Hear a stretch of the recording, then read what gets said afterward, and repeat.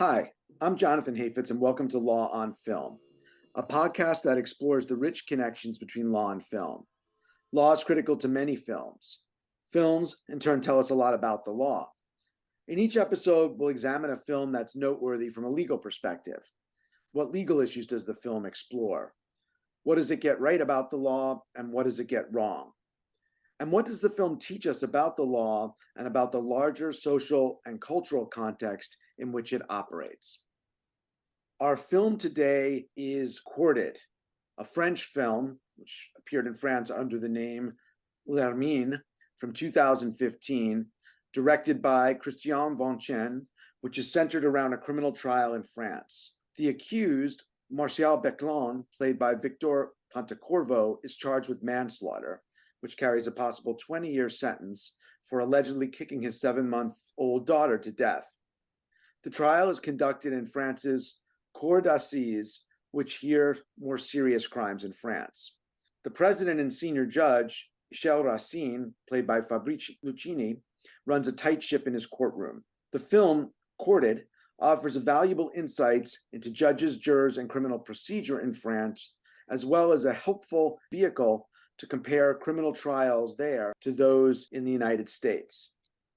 The film additionally contains a romantic subplot that traces Judge Racine's relationship with one of the jurors and an old friend, played by the Danish actress Sidse Babett Knudsen. Our guests today to discuss this film and the larger topic of comparative criminal procedure in movies are Fred Davis and Sam Bettwy. Fred is a former prosecutor and currently focuses his practice on multi-jurisdictional criminal investigations. He's a lecturer in law at Columbia Law School and teaches and writes extensively on comparative and cross-border criminal matters.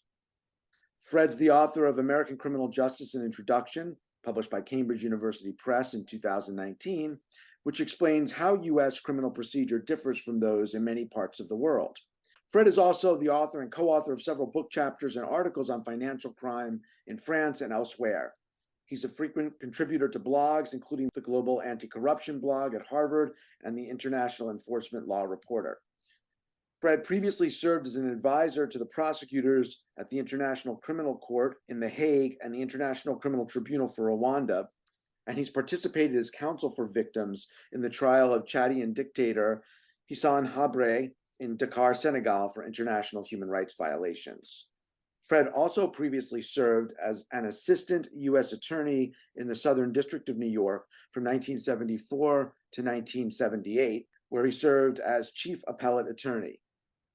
He was law clerk to the Honorable Henry J. Friendly, Chief Judge of the Second Circuit Court of Appeals, and to U.S. Supreme Court Justice Potter Stewart. Fred often appears on national TV in France to address issues related to American and international criminal justice. He's a life member of the American Law Institute and an elected fellow of the American College of Trial Lawyers and of the International Academy of Financial Crime Litigators. In 2002, the French government named him a Chevalier of the National Order of Merit of France for work representing French interests. And in 2023, he was named a Chevalier of the Legion of Honor of France, the country's highest civilian honor, for his academic and teaching work. Sam Bettwy is an adjunct professor at the Thomas Jefferson School of Law and at the University of San Diego Law School. Sam is the author of Comparing Criminal Procedures Through Film, which contains 400 clips over 55 countries and 15 legal traditions. The book, which was published by Van de Plas Publishing in 2019, is a virtual encyclopedia and indispensable guide and instructional material for understanding comparative criminal procedure in movies. Sam is the author also of several published law review articles on the subjects of international law and immigration law. From 1987 to 1999, he was an assistant editor of International Legal Materials, a publication of the American Society of International Law. He specialized in immigration law since 1987, when he began as a prosecutor in immigration court for the U.S. Immigration and Naturalization Service in San Francisco. From there, he was promoted to Associate General Counsel in Washington, D.C., in charge of attorney training, and then transferred to the Civil Division of the U.S. Attorney's Office in San Diego, where he continues today to specialize in immigration matters before the U.S. District Court and the Ninth Circuit Court of Appeals. In 2007 and 2008, Sam was the only government attorney selected in the category of Immigration and Super Lawyer San Diego Edition. Sam also previously served as an active reservist in the Judge Advocate General's Corps from 1987 to 2014 until retiring as a lieutenant colonel. He is, as mentioned before, a true expert in comparative criminal procedure in film, as is Fred. So it's a wonderful honor to have you both on Law and Film today to talk about courted and to talk about the topic of comparative criminal law. Welcome. Thank you. Thanks, Jonathan. So before we dive into the movie, I want to just talk a little bit about your respective and collective work exploring criminal procedure in foreign films. What got you interested in this subject, and also why is a comparative perspective on criminal justice useful and important? I can start if you will like. This is Fred Davis. Your very kind biography, Jonathan, is capable of being looked at from a different perspective. Namely, for about 30 years, my career was pretty much like many of the people who appear in your program. Namely, I was a law clerk, and then I was a prosecutor, and then I was in big law with a trial practice in New York, which I enjoyed. I did three things. One is I moved to Paris, France, lived there for 12 years and sat for the Paris bar at age 63, and then tried criminal cases under French law and in France, and really got involved in the criminal life, the life of the criminal lawyer over there, which was fascinating. Along that time, I started getting involved at the International Criminal Tribunals, about which you've written, and had really interesting stuff at the International Criminal Court, particularly at the Rwanda Court, and as you mentioned, the trial in Dakar, Senegal. And then the third thing I did is when I moved back to the United States after 12 years in France, I decided to teach. And what I did is I sat down and I said to myself, what is it I think I know? What that's different and interesting? And it occurred to me not too many people have really gone to complete criminal trials in two completely different, criminal justice systems in different languages. So I thought I made up the notion of comparative criminal justice and literally sat down with a blank page and came up with a syllabus. And then fortunately, I learned that there is some literature out there. And one of the first things I stumbled onto 7 or 8 years ago was this amazing article at the time written by this guy, Sam Bettwy, who we'll soon hear from. And he had written an article on studying comparative criminal justice through film, which was just amazing to me. So I reached out to Sam. We've become very, very close friends. And what I'm doing now in my course on comparative criminal justice at Columbia is, thanks to Sam, I have access to his extraordinary encyclopedia collection of these extracts. And what I do is every week, a student or two picks a film extract that all the students in the class then watch. And we spend 10 or 15 minutes at the beginning of each class. And it's just amazing. I'll just quickly give an example. The day before yesterday, one of my students, who's a German student, brought to my attention a film that neither Sam and I knew. It was one that came out last year called Feinde, which means enemy in Germany. Turns out to be a really good film with a whole lot of points to be made out of it. So this has just become a major part of the academic work and the teaching work I'm doing. And I'm deeply grateful to Sam for the work which he'll explain now, all the work he's done to make this available to me and to you. Thanks a lot, Fred, for mentioning me and introducing what I've done. But as you did, I stumbled upon this. I studied comparative law, just in general, the comparative law, when I was getting my LLM at Georgetown many, many years ago. And I just loved the course. I just took the course out of curiosity, and I loved the course. And as soon as I had the opportunity to teach it, which started in about 1995 at Thomas Jefferson, I was trying to introduce film, and I was very thankful that the school let me experiment doing that. But it wasn't focused on criminal procedure. It was just anything I could find. Some of it was civil procedure, divorces, all kinds of things from all over the world, but it hadn't really distilled what it was I was trying to do. And then I just realized one day, wow, 90% of the films that are out there are about criminal procedure, and they depict everything from beginning to end in a lot of detail, from arrest to conviction to appeal, acquittal, execution too. I'd like to do an entire article just on executions and how they're depicted in film. So anyway, my ebook is the result of that. Fred, what you saw was in print, and then I did have a book in print. And then when the publisher, as they often do, they say, you want to do a revised edition now, we just said, why not do an ebook? It's not available in print, this one, because it's all, it's because of the film clips. It took me a lot of time making these trailer length clips. But the point of it really is, I will say, to sneak in some comparative law, because I still love comparative law, just generally the concept of it and comparative studies. And I found that this was a vehicle that students were interested in, just like audiences, just as audiences are interested in these films. But the idea of using film, of course, is to take the student, to transport the student right into the foreign country, into the police stations, the lawyers' offices, courtrooms, where they can see all of this happening in action and how it's played out in stories. And as I said, audiences love these, and so filmmakers make them. They make a lot of them, and it's hard to keep up with how many of these films come out. Just to add something to what Sam just said, I think both of us feel this, and that is that I think both of us start with a point of departure that when you look at another country's criminal justice system, we start with a presumption that it is neither better nor worse than ours. It's just very different. Now, that may not be true, but I think it's very useful to start with that presumption. And the differences are ultimately historical and cultural. I mean, there's a reason why one country interprets the right to silence in a way that we don't in the United States. There's a reason why the juries deliberate one way and a different way in another country. And ultimately that comes out so much better or so well in films.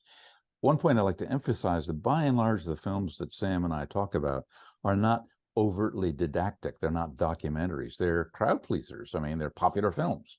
And so what's interesting to us, and I think to your listeners, Jonathan, is kind of the baseline, what is assumed to be the parameters and the baseline of justice. And that's what comes out. But I also think this area is important. I tell my students, I don't care if you're international or not. I don't care if you're in the business area or want to be like, me, a criminal guy. The world's is globalizing. You're going to run into criminal activity in a country you don't understand. And what I want to do is help you get the tools to sort of listen to and ask questions about another country's system so that you don't reject it as being kind of wrong, which is the reaction many of us have. Sam, did I misstate anything that you feel? I think you and I have talked about this a bit.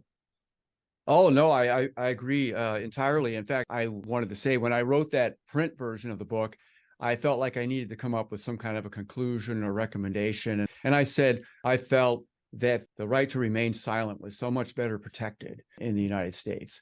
And then when I did the ebook, I thought, well, of course it is, because we have the presumption of innocence, but that's not what they use in the civil law tradition. So what I was saying was pretty tautological. It wasn't much insight at all. So yeah, I found myself falling into that trap where I was defending our own system.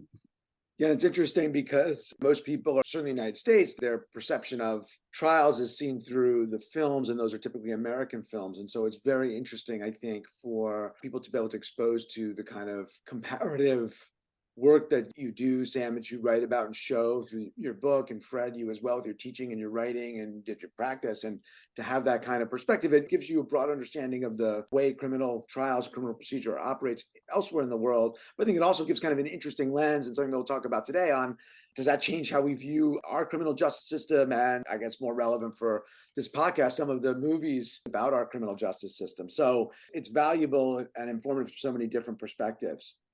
Let's talk a little bit about the movie Courted. This movie centers around a trial in a court d'assises in France. So what is this type of court, and how does it compare to other courts in France and perhaps also in the United States? The court d'assises is a court, the only court where you get a jury trial in France. You get a jury trial for most, but not quite all, crimes that are punishable in more than 10 years. And because their sentencing structure, their sentencing guidelines are lower than ours, that basically means it's going to be rape, murder, certain kinds of terrorism or recidivism. So there are not that many jury trials in France. Beneath that there are a couple of levels, the equivalent of police courts, and then there's kind of the main court that would be the equivalent of a federal district court where most non-jury trials are heard. So the jury in France, and we'll get into some of the detail on this, now consists of 9 people. It used to be 12. It consists of 6 people who are lay jurors. I mean, kind of like ours, they're pulled at random, but who sit with 3 professional judges. It's what many Europeans refer to as a mixed jury. And there's an interesting history to that in France. They had no jury until the French Revolution in the 1790s. Even though they're at war with England, they kind of admired a lot of English stuff. So what the revolutionaries did is they imported the jury system, which for quite a while was like ours, namely, there'd be no judges sitting with them. Very oddly, this notion of a mixed system was introduced during the war, the Second World War, by the Vichy France. And it's now part of their system. And for reasons we'll talk about, it's not going to change. Namely, they are now kind of locked into this notion that a jury deliberation is a joint product of professional judges and lay judges. But that's what the cour d'assises is. And what this shows is kind of how that procedure goes forward, and to some degree, the jury deliberation. I have a question, Fred, just to follow up. I realize you say it used to be 12, used to be 9 lay persons or jurors and 3 judges, and now it's 6 and 3. How many votes are needed? It used to be 8. Is it 5 now? It's not a unanimous jury, but it's a plurality. And it's always based on the presumption you have to have a majority of the lay jurors. So if you had 12, let's assume that the 3 judges convict. That means we're left with 9. You had to have 5 of them plus the 3. So it used to be 8 out of 12. And now it's whatever that mathematics works out to. If you have 6 jurors, you have to have 4 of them, so 4 plus 3. But the notion is you have to have a majority of the lay jurors. Can the jurors outvote the judges? Yeah, that's the point. I mean, even if all the judges convict or acquit, then the jurors can outvote them. And then there's an issue that we can talk about. I mean, the movie addresses this to some degree. Do the judges have a disproportionate weight? Can they, push the jurors around? They insist they don't. I've done some interviewing of judges a little bit with non-judges, and, who knows, really. It's an interesting dynamic between judge jury and judge jury control, and here the way jury is kind of potentially a counterweight, although it sounds like what you're saying is judges can influence, especially It looks like, well, from the film, the presiding judge Racine is a powerful figure. Yeah, but keep in mind, one function of this is what we have in the United States is what we think of as the jury charge, the instructions to the jury. And, we all have been there, right? I mean, at the end of the trial, either before or sometimes after the summations, the judge sits there and reads from his or her notes and looks at the jurors and tells them, you're the deciders of the fact, but you followed the law, and I'm now going to tell you what the law is. And then they go on for an hour or whatever it is, reading this stuff. There's a debate as to how good that is. I mean, there's some scary studies where they interview jurors afterwards, and the jurors were told boom, boom, boom, and then an hour later asked, what'd you hear? And they didn't get it right. I've tried a lot of jury trials. I actually think jurors kind of get it. I mean, even if they don't articulate it back just right, they kind of get it. I'm generally confident of that. But in the French system, the judges sit there around a table with the judges and explain it, looking at them in the eye, saying, do you have any questions about this? And then they talk together about how the law applies in a particular circumstance. And that's not irrational. That makes a certain amount of sense to me. And so you don't get the same, the fact law division that you have in the United States and France, where the jurors decide only the facts and the judges decide only the law. Well, no, the judge still will tell them what the law is, but they do it in a more conversational way together with deliberating with them. And this gets to an important point. What's happened starting 12, 15 years ago is when they reach a verdict, particularly if it's to convict, the judge will then write it up saying, we met together and here's what we have concluded. Now, that is critically important because of a decision that came down at the European Court of Human Rights called Taxquet, Taxquet, which is a case involving Belgium, where the court in Strasbourg reviewed a jury process sort of like ours, not quite, but the key point was the jurors did not explain what their reasoning was. And in a fascinating decision, I urge everyone to read, it's available in English from the court site, they basically said, this does not comport with the European Convention of Human Rights. And their reasoning is a key element of European criminal justice, which is important, is that no decision can be made that affects liberty, privacy, dignity without there being a reason stated for it that can be reviewed, right? So they look at our jury system where the jurors go in and say, or no, yes or no, and you're not even allowed to find out what they're really thinking. And to them, that's just irrational, and it can't be really reviewed in a way that they want it reviewed. So this mixed system is now kind of baked into the French criminal justice system.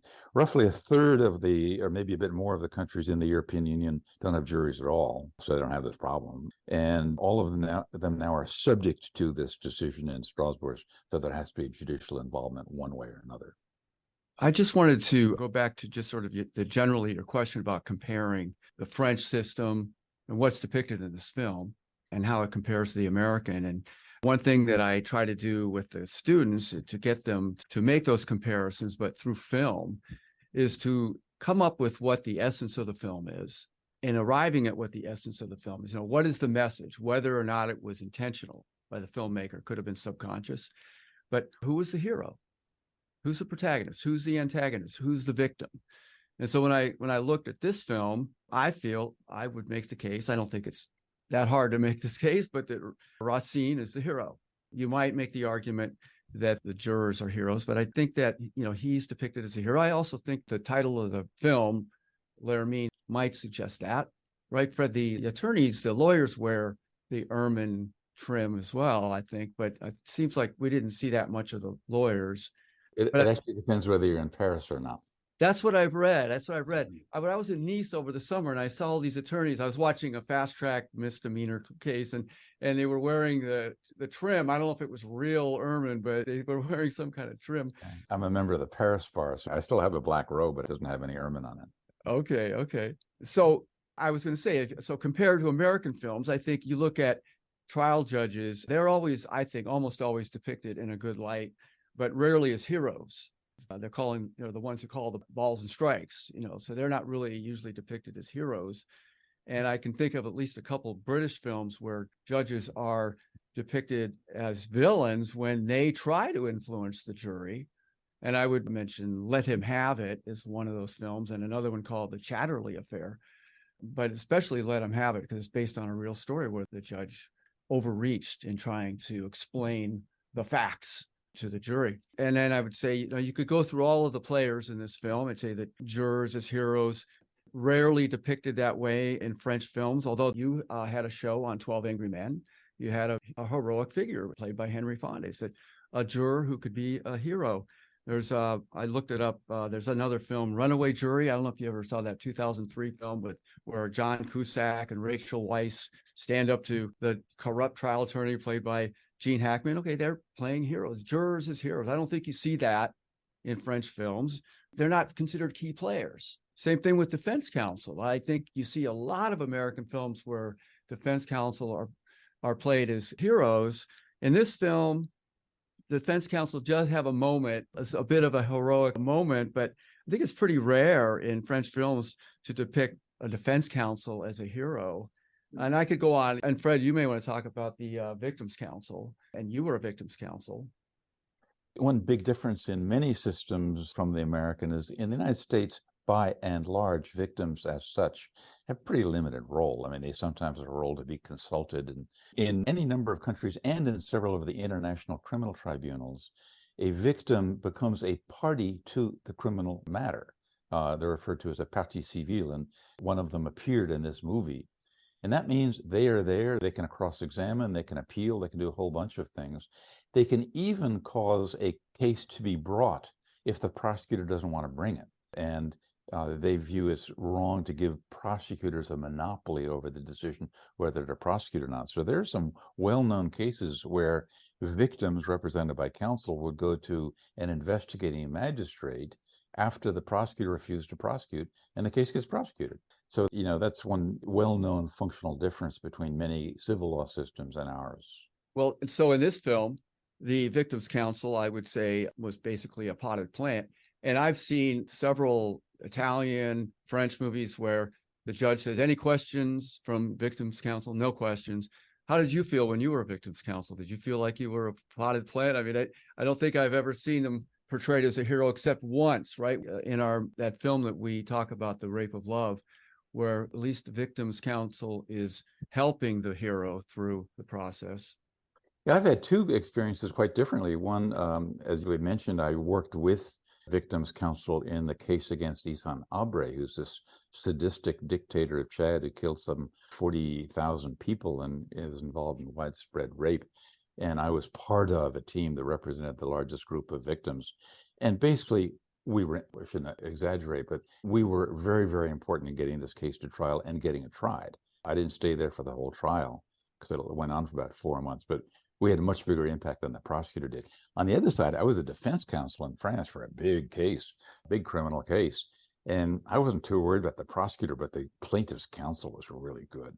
And she was the one I was worried about, as kind of an adversary. Yeah. Can I make one comment, Jonathan, in terms of the 12 Angry Men, which you wonderfully discussed with Elkan Abramowitz? I mean, it's an extraordinary movie. I showed that movie in Europe, and by and large, people say, yeah, that's why we don't want to have a jury system like yours, because what happened there is totally irrational. I mean, they're talking in racial stereotypes. Henry Fonda goes off and finds his own, evidence. A couple people change their minds because they want to go to a ball game, whatever it is. And they said, that's why we want a judge there to keep an eye on this stuff. So I love opposing that movie with movies like Courted, which we're talking about today. Right. And just to go back to what you were saying before, I think Racine, the judge, is kind of that figure, right? There's a conversation where he walks into the room where the two other judges, associate judges, are deliberating or talking with the jurors.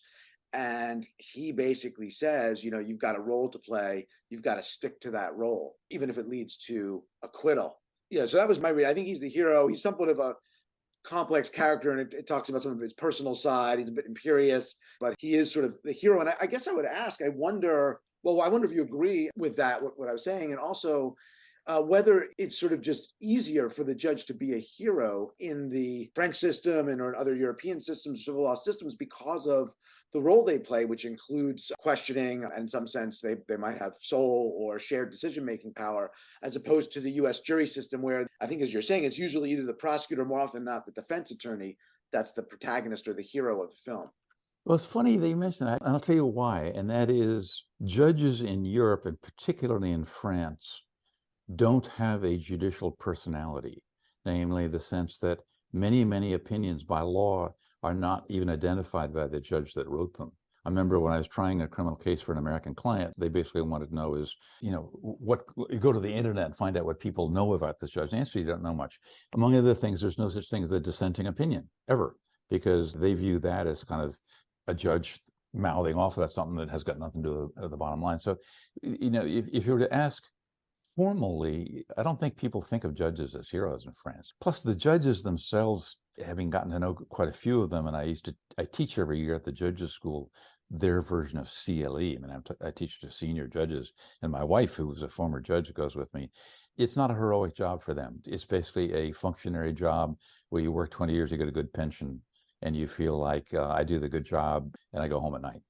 In the movie, it's almost like, he's playing his role, and that's what makes him, that's in a sense the heroism. He's not going above and beyond the call or doing anything unusual. It's just, I'm staying in my lane. I'm performing my function as part of the larger system. So he's the ultimate bureaucrat. And in that sense, that's what makes him, I guess, to some extent, the hero of the film. And keep in mind, the actor who plays him is very, very well known in France. That's kind of a big deal. So you go to it.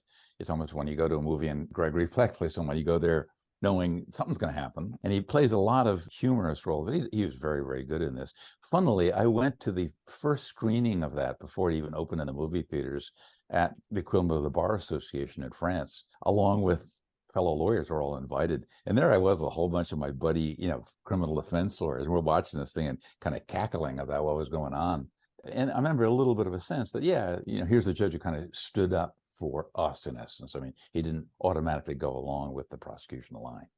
I would also add, I think, as far as this judge goes, as the character in the film undergoes some kind of transformation, right? I mean, and that's always what makes a good story. And yes, we're told up front that he's somebody who just follows the dossier. He's not one of these judges who lets the witnesses talk. He sticks to what the police provided or the investigating magistrate. But there's a turning point somewhere in the film. I mean, maybe it's when that defense counsel, he allows the defense counsel to do that searing cross-examination of the investigator.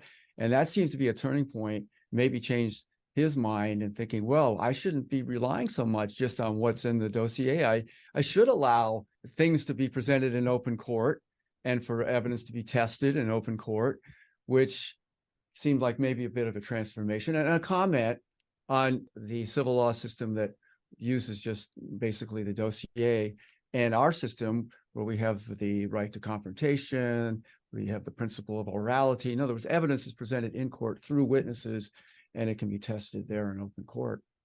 Sam, can you just elaborate a little more for listeners about the dossier and how it's compiled? I sort of alluded to it, but just the role it plays, and because you contrast that with the oral tradition. I'm going to defer to Fred on that. I think he probably knows better than I do how that works. Let me do it this way. At the very, very beginning of this trial, the jury is picked and so forth. The very first thing that the judge does is turn to the accused and basically said, "Who are you? What's your story?" Right? And that's literally the way it happens. I've been at a bunch of trials. The reason is that the big cases like this are at the end of what's called an instruction in France. It's the investigating magistrate who's been investigating sometimes for many years. And what they are is they are complete independent neutrals. And the example I give when I talk with my American friends is I say, imagine a grand jury where the grand jury is not run by the prosecutor. It's run by a neutral for the benefit of the defense and the prosecution. So when the investigating magistrate is looking into who committed this murder, they consult with the prosecutor. Who do you think we should interview? But they also consult with the victims, but also the potential accused. I mean, someone as to whom there's evidence saying, what do you think I should look into? And all of them have exactly equal access. The defense has the same access as the prosecutor. That judge then makes a decision that's not an accusation in our indictment sense. It's a set of findings saying, I find there's evidence to hold this person over for trial. Namely, I find this witness is credible, this witness is incredible. So that our judge, who we saw in this movie, will have read this finding by his fellow judge, finding there's a lot of evidence about the accused, and has seen essentially all the evidence that's been put together, all of which is, in our terms, automatically admissible. That's now the trial record. You don't have this admit, deny, and so forth. So really what they're saying is, we have a tentative finding already, and what our trial is going to be is to see an opportunity for all sides to see whether that's right or not. So in that context, it's not totally irrational nor really wrong to say to the defense, look, you've been living in this case for 3 or 4 years. Tell me what you think.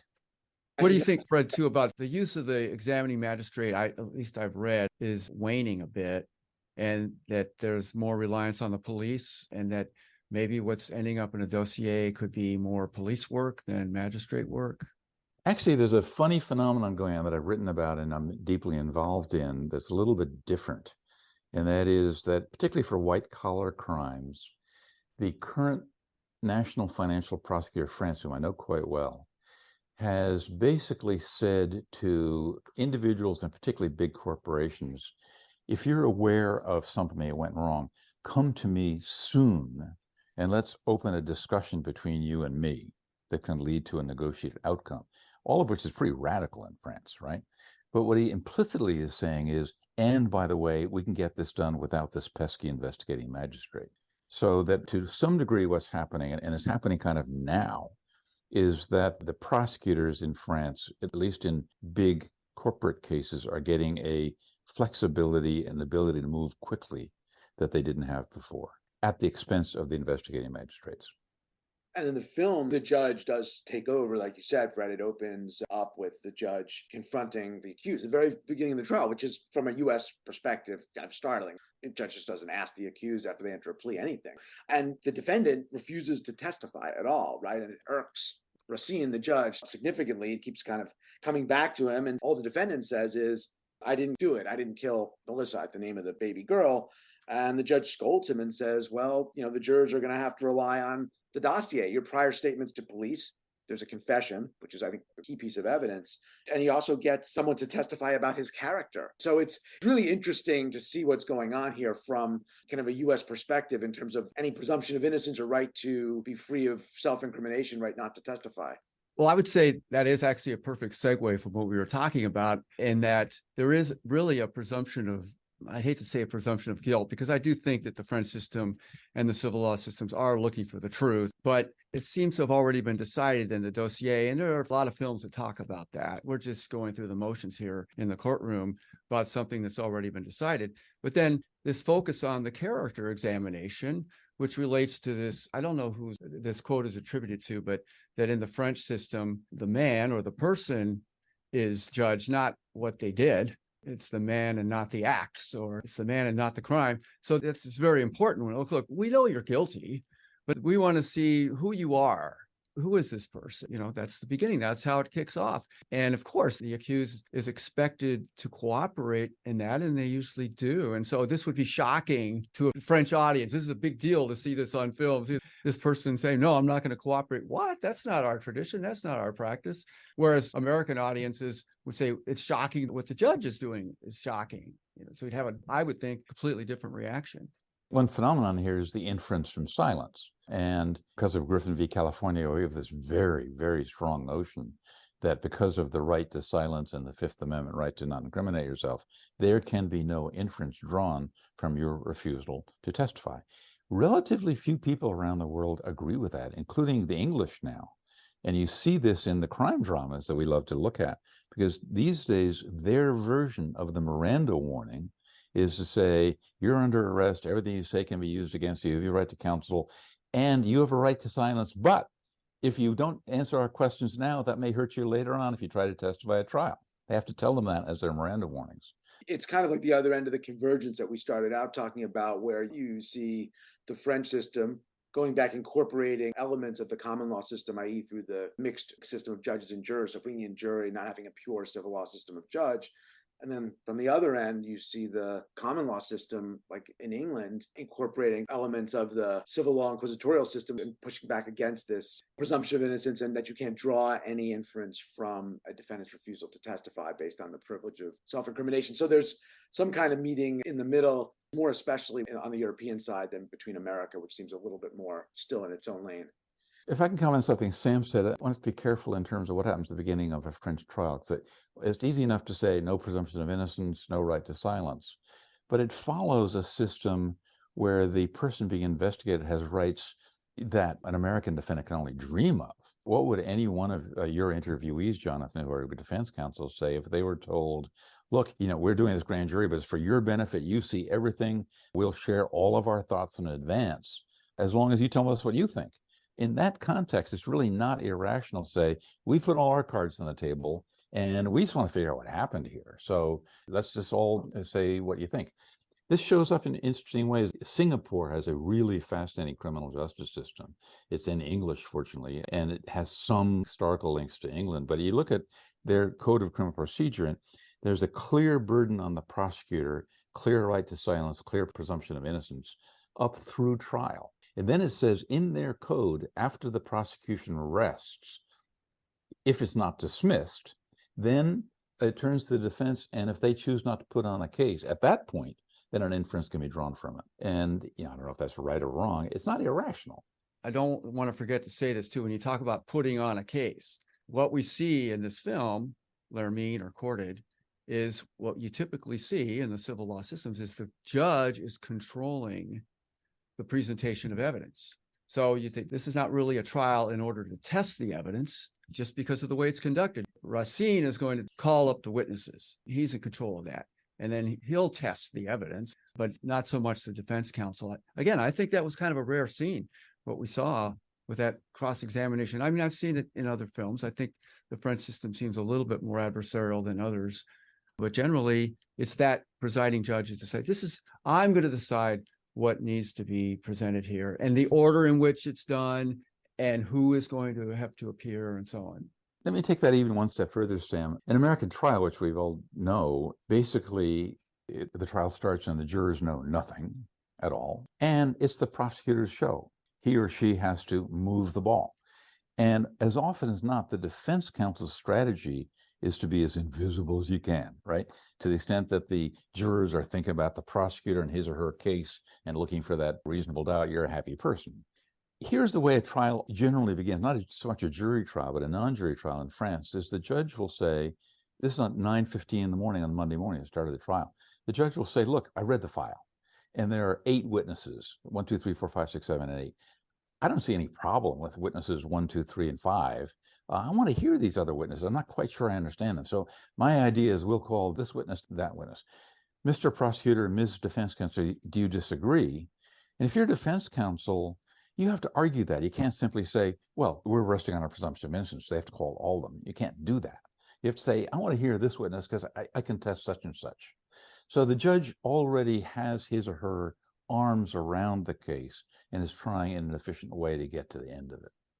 And I guess there are different judging styles too, as alluded to in the film, right? Where they describe there are like two kinds of presiding judges. There's the ones who close off debate, they rely on the investigative reports, the dossier, right? And then they're the ones who allow it more. They let the trial play out, the defendant, victim, witness speak. So it does seem to vary even within the French system. Racine being the more sort of controlling judge is the way he wants to direct things more. Yes, the judge is controlling things, but the jurors can ask questions too.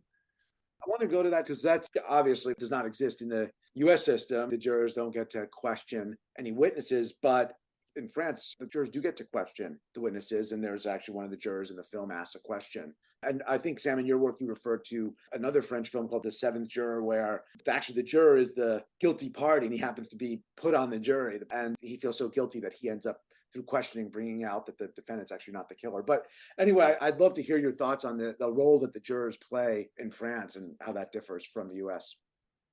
Certainly, again, I look at it in terms of the reaction of the audience. And of course, the French audience would say, well, this is, of course, normal. And that plot twist where the juror is the actual killer, that plays well in France, where an American's watching that film and thinks, what a far-fetched idea this is. Who came up with this crazy idea for a plot?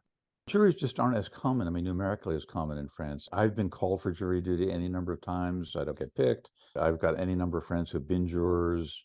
I don't think I've ever met anybody in France who's gone through that. So it's not like an everyday thing. I think more than anything else, the series of movies we can see, including some of them that are very hostile to authority. There's one that's called Lawbreakers. I think it's where Jacques Brel, the famous singer, plays a heroic investigating magistrate. But there's a stream or thread of French movies that basically are saying the system is corrupt, it doesn't work. And a few of them end up saying, well, the jurors are our refuge, which is sort of what 12 Angry Men does. But not as much in this country. It's just not part of the popular culture the way it is here. Yeah, I think that's interesting too. And again, I ask the students when they watch a film, I say, okay, in this film, there was a correct outcome or there was a just outcome. That's how it's depicted.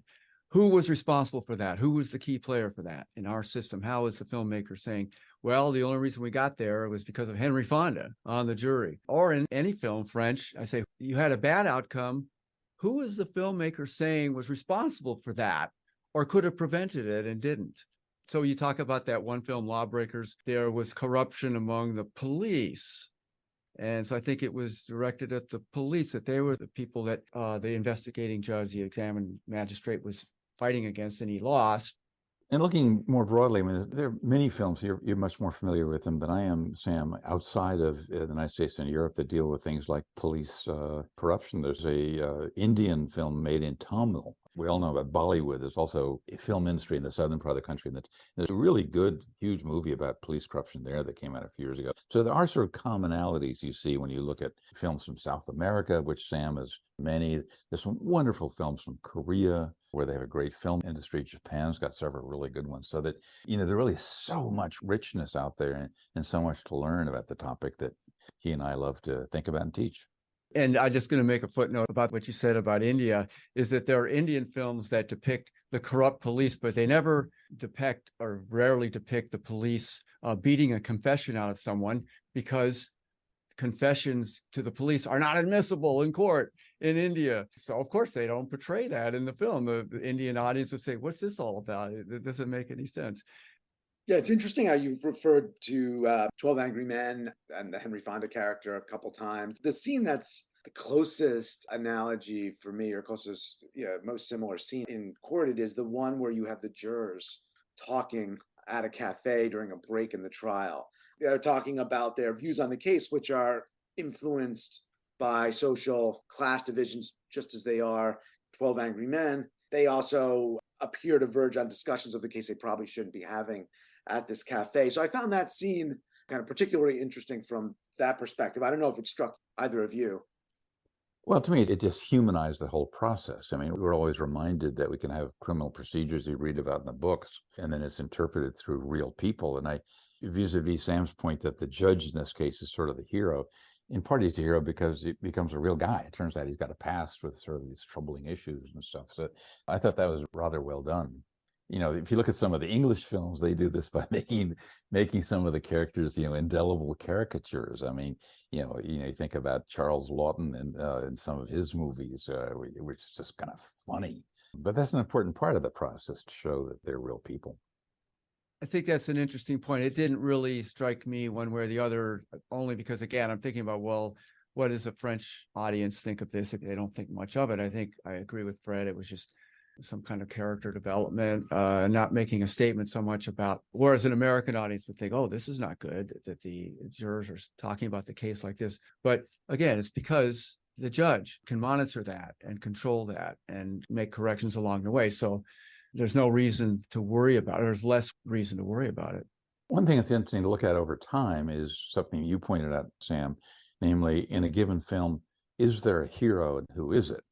And if you look at American films, until roughly the mid-50s, certainly early 50s, the heroes were always the police and occasionally a prosecutor.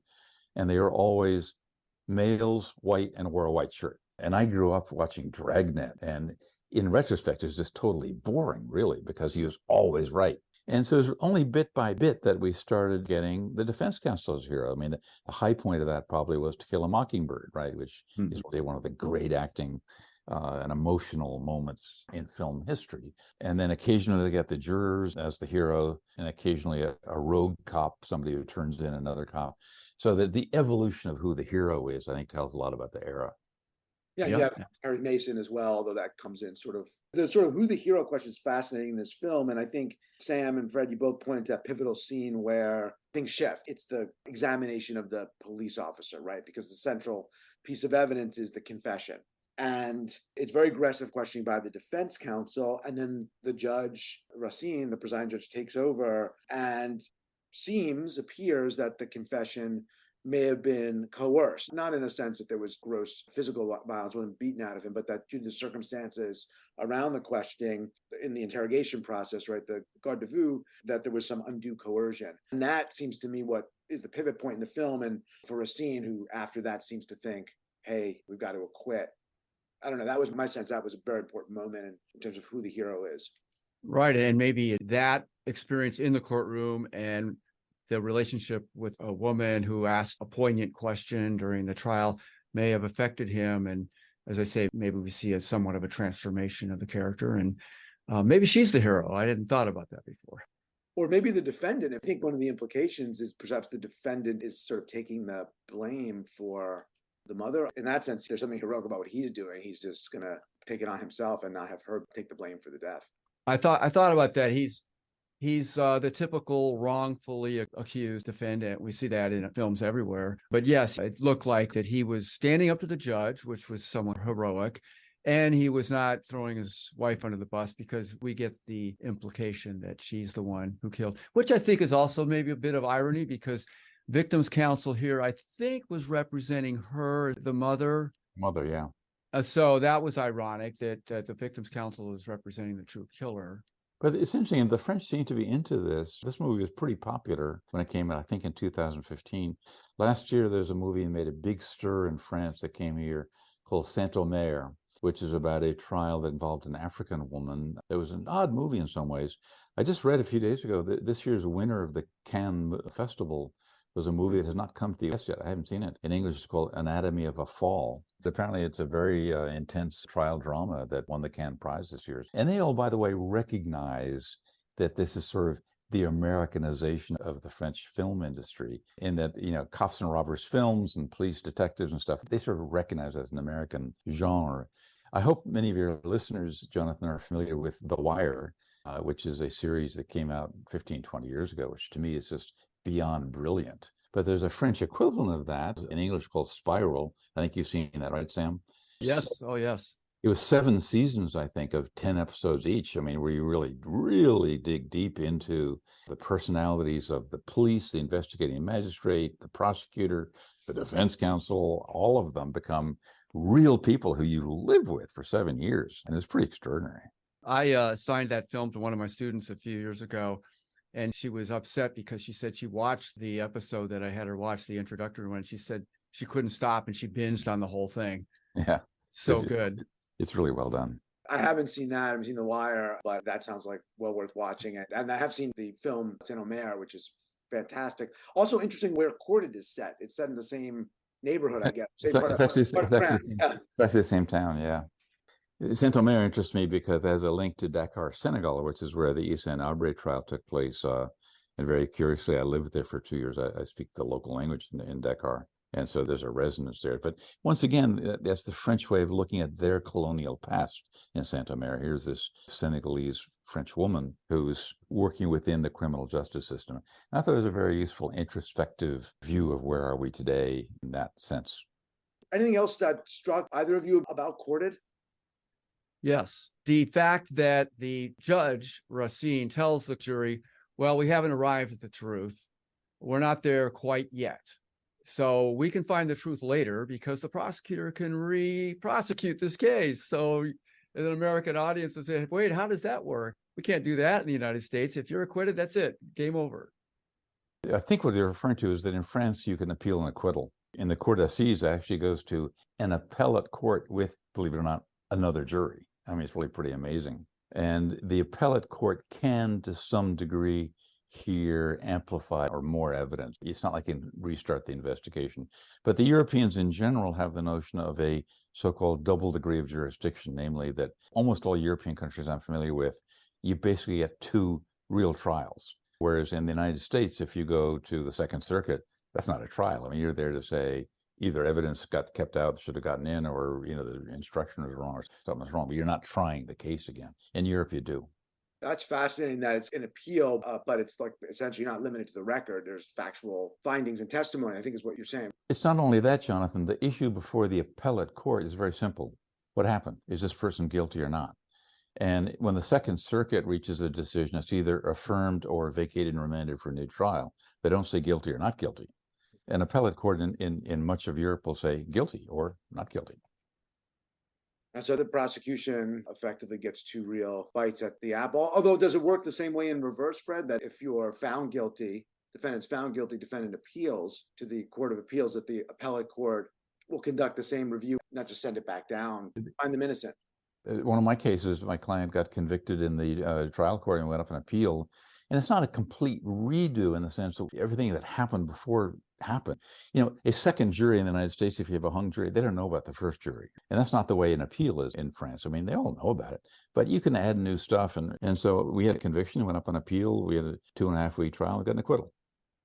By the way, as a footnote, I mean, there are some countries, I think Greece is an example where there's a strong principle of legality where all crimes must be prosecuted and the prosecutor has to prosecute, even if there's no prosecutorial discretion, basically. Prosecutor has to prosecute. And so I think it's Greece, the prosecutor can appeal from a conviction. So here the judge gives that important speech about what their job is towards the end. I think that is what makes him sort of it's the central moment of the film. As you said, Sam, we're not supposed to just find the truth if we can. We have to trust the system, essentially, right, and acquit, and the truth will come out maybe in a later proceeding. But that's not for us to decide, and that's sort of where he's being kind of like this supreme bureaucrat fulfilling his role as to we have a role to play, and in this case, our role dictates acquittal. Right. It's not as it would be here, say, well, the prosecutor had his or her chance, failed to prove beyond a reasonable doubt, so the game's over. No, it's, well, we're just not quite at the truth yet. We don't know. We're all familiar in our country with the O.J. Simpson case, where he was acquitted and then found civilly liable. And to all of us, yeah, it wasn't proved beyond a reasonable doubt, but by a preponderance of the evidence, yeah, I did. The French have a hard time understanding that because really their criminal justice system, either he did it or he didn't. And they view an acquittal as he didn't do it. And to say that he didn't do it, but we still find you liable, that was a toughie for them intellectually. Epistemologically, he either did or didn't, but the U.S. system and the films that we've been talking about are the U.S. films, like 12 Angry Men, are all reasonable doubt films. And so that's the system. That's not our job to answer that question. Did the government prove its case? That question's a product of a different system, but I think it's exactly why it's likely that many French people would find our U.S. system somewhat problematic. They find it curious. I would just add one thing. I don't know, Fred, if you have a comment on this, but again, when I'm looking at the players, I don't know if it's significant or not, but we don't see the prosecutor or the victims counsel do anything in this case, do we? I don't think so. Prosecutors in our country have more discretion and power than any other country I can think of other than purely authoritarian ones. And there's so many things that a prosecutor can do in our country that they don't have to justify, which under the principle I mentioned earlier in Europe, where basically nothing can happen that really affects freedom or dignity or privacy without a reason being given for it, is unacceptable. So that there are frequently cases where the prosecutor is just not the leader. Now, as I mentioned, this gentleman who's the national financial prosecutor in France is changing that, not so much by his courtroom demeanor, although he's won some big cases. He's taken big banks to trial. He had a several billion-dollar verdict in France a couple of years ago, which is a big deal. But he's basically taken the lead in saying, I'm going to push forward, and I want you folks out there, particularly you big corporations, to get into the American model of thinking about cooperating with us. And that is a radical transformation that is making progress. Well, I want to thank you both for coming on the podcast, for talking about Courted. It's a really interesting and good film, and I think is a window into a lot of the issues we're talking about, and just for sharing your expertise on French criminal procedure, but also comparative criminal procedure, and why it's important generally, and also why it's a very helpful way to look at films and to compare films. So thank you, Fred. Thank you, Sam. Thank you, Jonathan. Good seeing you again, Fred. Always a pleasure, both of you.